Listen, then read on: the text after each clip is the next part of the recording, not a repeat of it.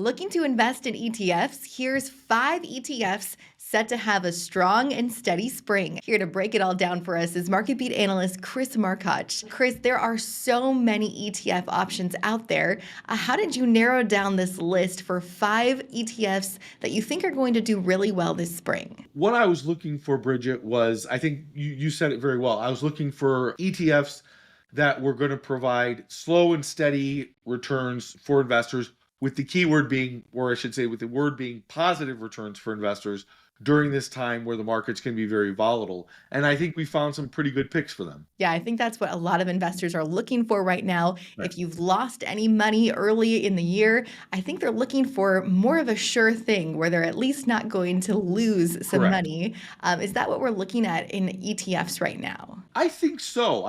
There's a lot of ETFs, as you said. There's a lot of ETFs out there, but there's many ETFs right now that are beating the S&P 500, and not only beating the S&P 500, but actually delivering a positive return for investors this year. And some of them are even delivering a positive return above that 4.5% rate of return that some investors would get on fixed income investments. Well, let's get started right away with your first pick of 5 stocks set to have a strong and steady spring. Okay, so if my first pick is the iShares Core S&P ETF. The ticker symbol is IVV. Now, this is a ETF that, much like the SPY, which is perhaps the most well-known of the S&P 500 ETFs, it's an ETF that tracks the S&P 500 index. So essentially, you can expect the performance of this to reflect that of the S&P 500. There's a couple of things I noted about this ETF that I liked. Number one is it's actually slightly beat out the SPY over the last 10 years. It's done a little bit better than that. And then, right now, about 30% of the fund's weighting is in technology stocks, which is what you would expect. And the Magnificent Seven makes up a heavy amount of that 30%. But I think that's okay because, again, those stocks are down a little bit right now. But eventually, when the market rally comes back, those stocks are going to lead the charge again. And I think that's a good place for you to be invested right now. Well, that sounds like a strong first pick. Let's move on to your second ETF for this spring. Okay, so my second pick is the Vanguard Total Stock Market ETF. The ticker symbol is VTI. Now, the difference between this, the VTI, and the IVV that we just talked about. So the IVV only tracks the S&P 500. So I thought about it and I said, well, what if you were an investor that said the S&P 500 isn't enough? That's not diverse enough for my risk tolerance. Well, if the S&P 500 is not enough, the VTI may be perfect for you because what it does is it tracks, as the name implies, it tracks the total market. Okay, maybe not the total market, but 99.8% of all the stocks. So a lot more stocks in the fund, but it's going to broaden out that risk. It's going to broaden out that exposure.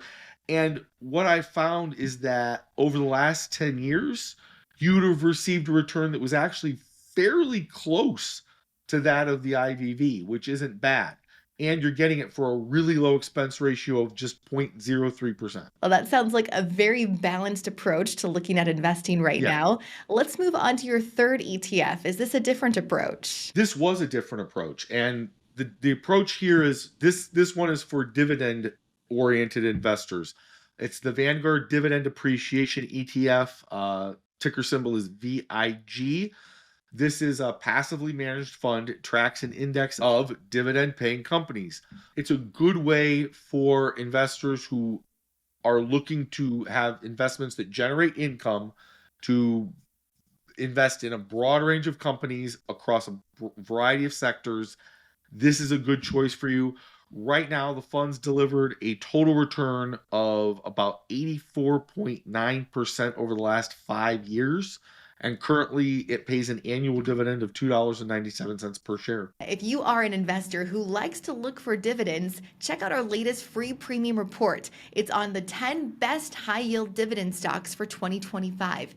You can scan this QR code or click the link in the description of this video to get that free report on MarketBeat.com. All right, Chris, let's move on to your fourth pick for an ETF set to have a strong and steady spring. This is going in a different approach altogether. Right now, there's a lot of investors who are looking to get out of stocks. They're looking to get into bonds.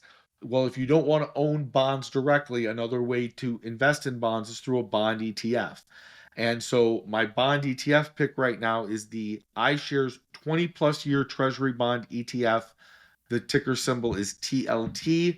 The benefit of tracking the long-term bonds, like a 20-year, is that these funds are not going to be as sensitive to whatever happens with interest rates. The Fed is probably going to be cutting interest rates at some point later on in this year. But with a fund like this, you're not really caring as much about that.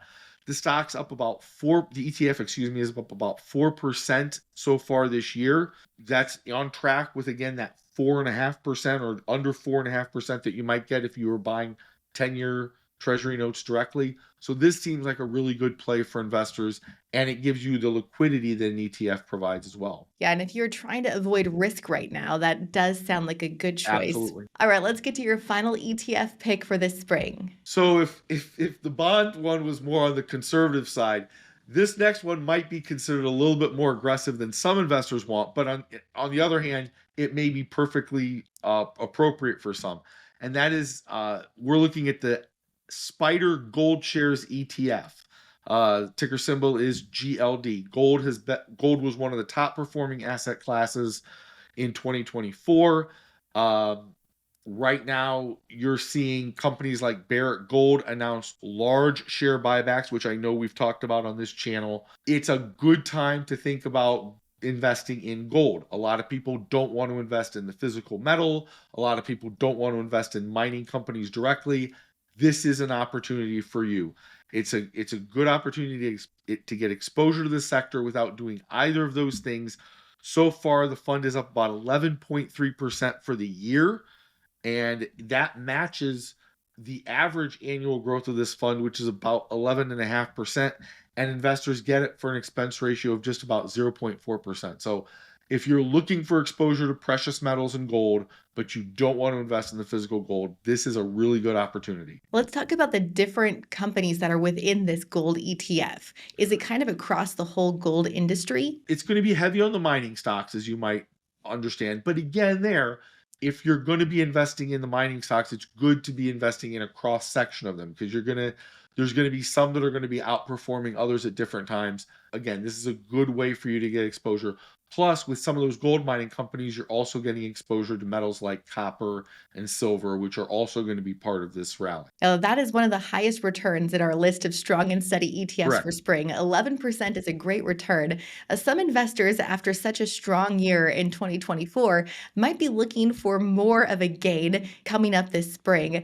Where is another place they could turn if they're looking for an ETF that might have some larger gains this year? Two areas that I might consider looking at. One would be emerging markets. So you might want to look for funds, particularly funds that are weighted in India. That might be a way to go. The Vanguard Emerging Markets ETF, ticker symbol VWO, might be a choice there. They also might want to look right now, especially if we're talking about in the next 3 months, they might want to look at Europe, which is a place that I don't think I would have been saying that in the last few years. But right now, the European stock market is moving higher, as a lot of European countries are talking about increasing their own defense spending. So this might be a place to look. One name you might want to look at there is the iShares MSCI Europe Fund. And that might be one to think about there. It's more for investors to consider. It depends on whether you're on that conservative side of investing right now, or if you're looking to get a little bit more growth. Chris, thank you so much for breaking down this list for us today. We have plenty of other lists on our channel where we'll cover many different stock picks and ideas for investors out there. Check out some of our other content. And thank you so much for joining us today, everyone. As always, happy investing.